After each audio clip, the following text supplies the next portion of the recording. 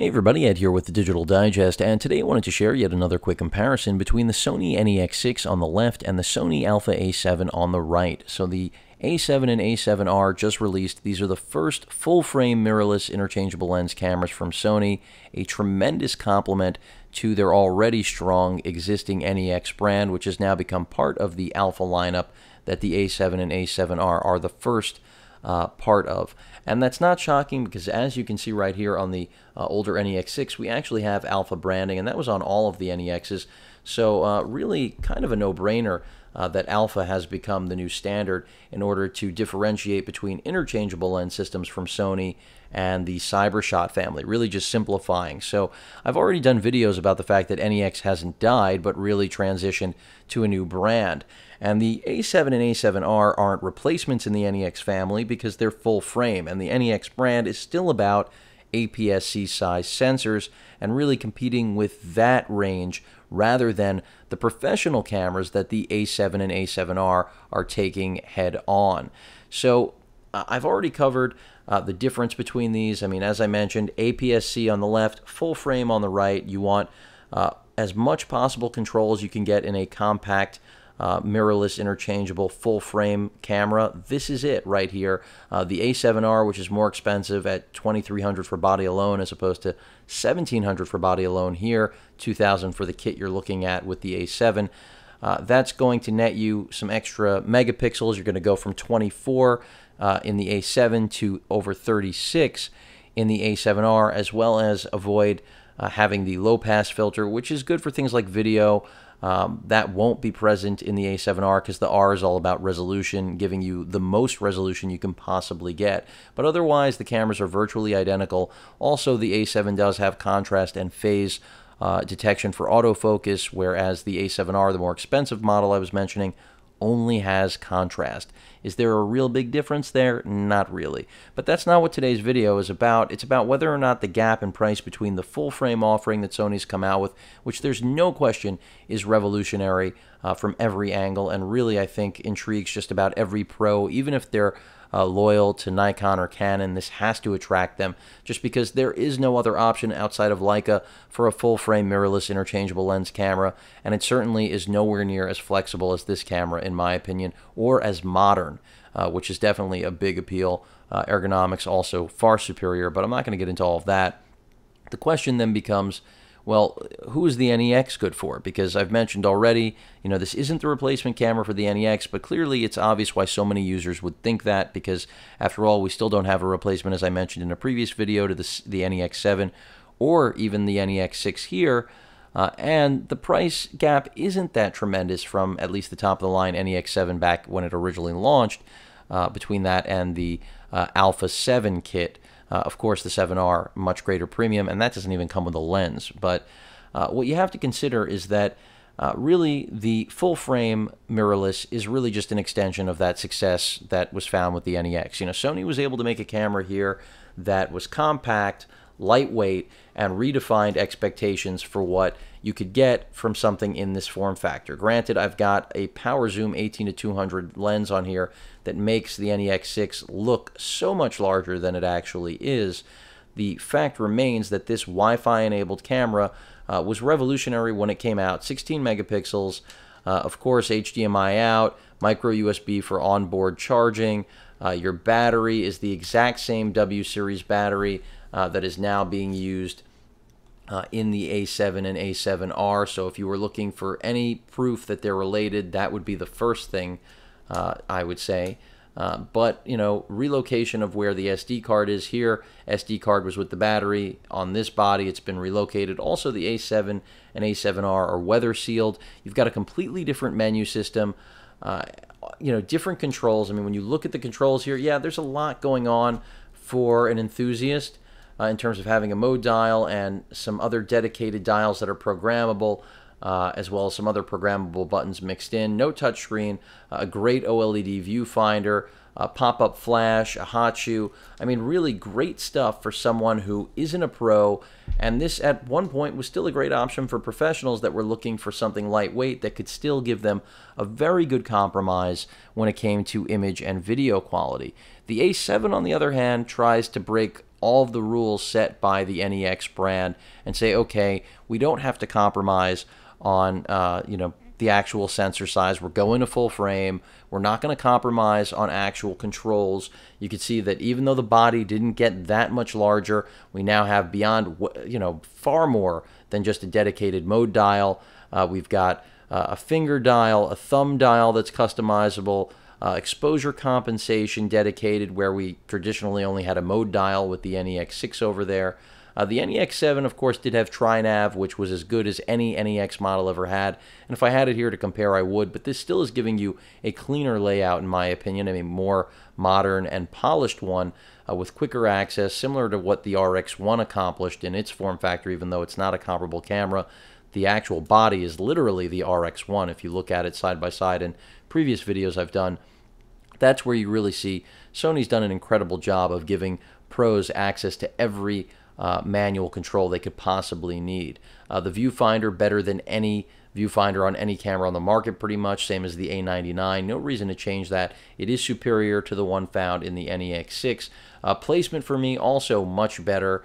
No pop-up flash here. Again, speaking to the fact that this is for that pro or enthusiast that really doesn't care about that. They just care about image quality and flexibility that this combines and really takes the NEX brand and what Sony had done in mirrorless to a level that now professionals can't scoff at. I mean, I'll never forget at CES 2012 when Nigel, Sony's then on-board or for-hire photographer to market their products, had stated that the only reason he wouldn't use the NEX-7 for studio work was because he would be laughed at. And that was pretty much, I'm not going verbatim, but that was the idea of the pitch.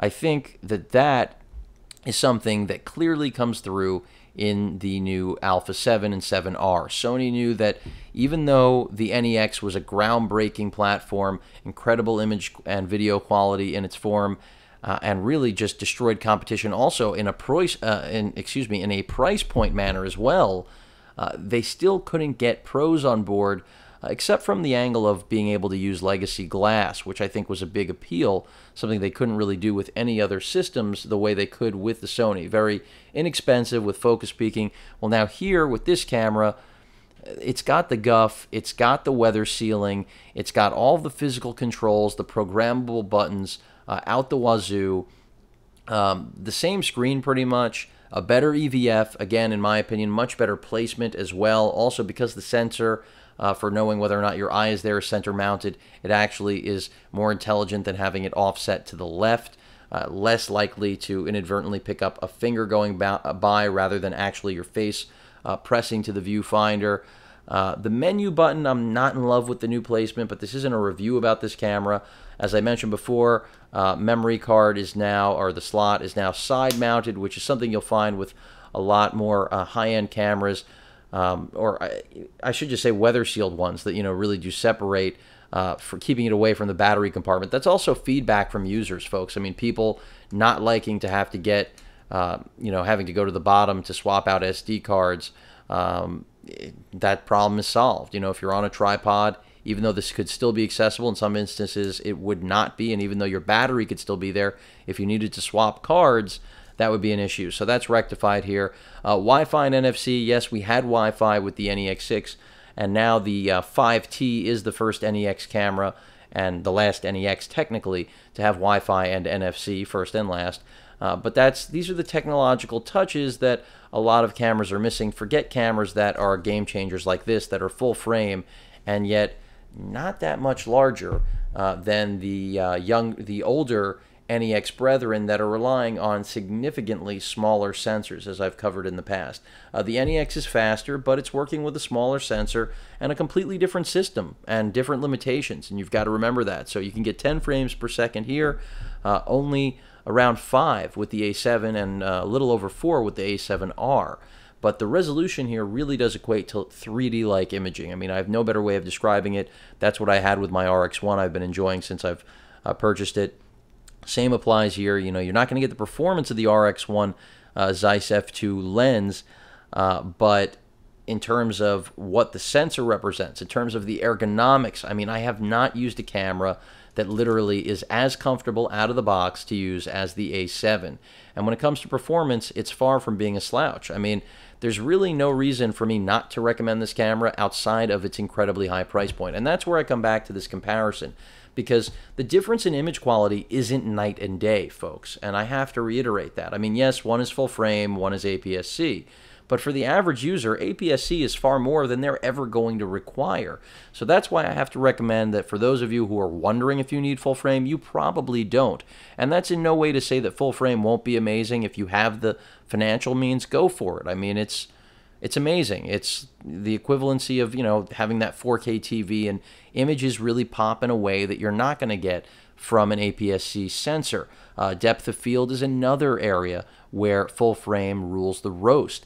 And the manual controls I've mentioned, all the niceties that exist here, do make the A7 and A7R the type of camera that not only is a game changer, but also is unmatched. There just is nothing else like it. So while people will, as I mentioned before, point to Leica as the first full-frame mirrorless camera, it's just, quite frankly, an overpriced, in my opinion, relic compared to the A7 and A7R. That doesn't mean that it doesn't have incredible performance, but in terms of the technology and ergonomics and actual the App Store, all of these things really do combine to, again, as I've said throughout the course of this video, give Sony's mirrorless digital imaging business the hair on its chest, to avoid another reference, that it requires to really command professional prowess and professional attention. And again, that goes right back to when Nigel at CES said that even though the 7 performs just as well as the A77, people, misconceptions due to the size of the camera. And, that's something that Sony will still battle to a degree with the A7 and A7R, but there's no question this now gives it a heft, a professional feel that was vacant with the NEX lineup. You also have a vertical grip now, and a whole host of accessories that also speak to a maturation of the line. Now, keep in mind, as gigantic as this lens is here on the NEX-6, part of the thing you give up moving, and I've mentioned this in other videos, to the full-frame A7 or 7R, is that this kit lens is already almost the same size as this 18 to 200 power zoom, if you haven't already noticed that. And if you move to something even larger, like Sony's G-Glass 70 to 200, it's going to be a monster on this A7 or A7R body, which is only a little bit thicker, as you can see right now, than the NEX-6. So I'm not trying to tell you that, picking up the A7 or A7R kind of undoes the form factor or the entire purpose of mirrorless, but there's no question that as you get larger prime lenses and zoom lenses that really take full advantage of the full-frame sensor that both this and the 7R have to offer, this camera is going to get closer and closer to the other more archaic-looking full-frame cameras that we all know and love from days past, and that are still being made by Nikon and Canon, that are just twice the size of this. So keep in mind, you're still going to be dealing, even though you're dealing with E-mount, with full-frame lenses that are going to represent still a full-frame format in order to accommodate that full-frame sensor. So the lenses are still going to be gigantic. That is one drawback. If you use E-mount, native E-mount lenses from the NEX system on here or the 7R, they will be cropped. Here they'll be cropped to 10. I believe on the 7R they go down to 8 megapixels.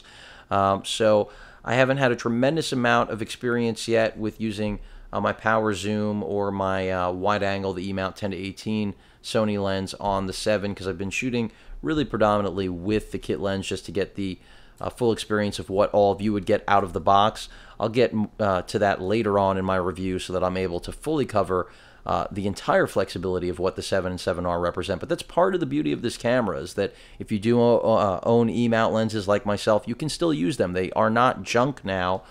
They do represent a different focal range because of the crop factor.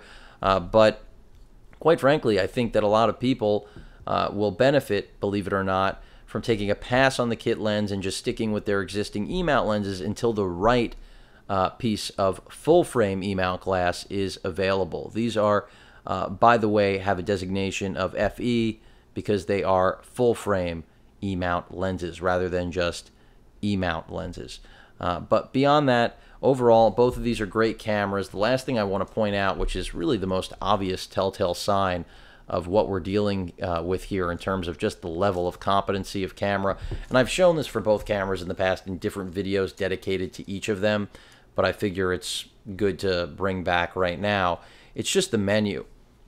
And the menu system right here, if I hold these up side by side, you can clearly see completely different. I mean, in the A7 on the right, we've got the type of menu you expect to see from a professional grade camera, that everything is just easily accessed, whereas the menu here on the NEX-6, which is what we've seen through all NEX cameras, is very much a point and shoot feel. You know, you've got actual icons, pictures.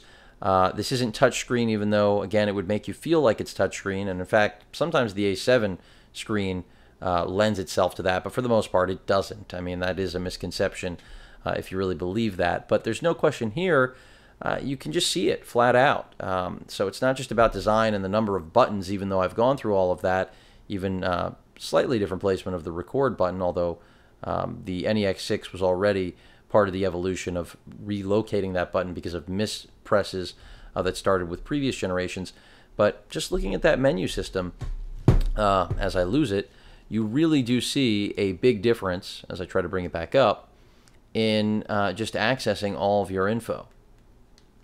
Even when I jump into the menu, you see what it looks like here, and anyone who's an NEX owner already knows, you want to jump into shooting menu settings here, and this is what you've got.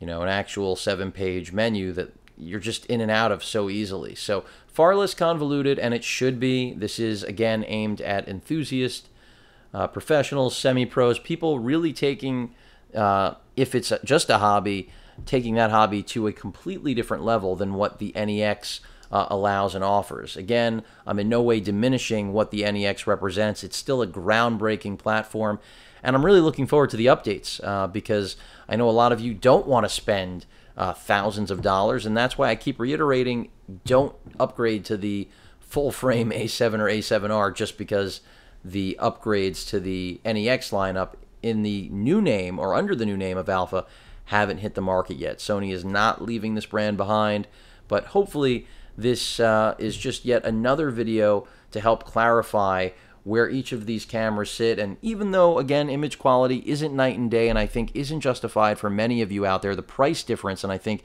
the E-mount, at least in the NEX form factor, and APS is what I should really say form, really will still be the best, most widely adopted solution because of costs.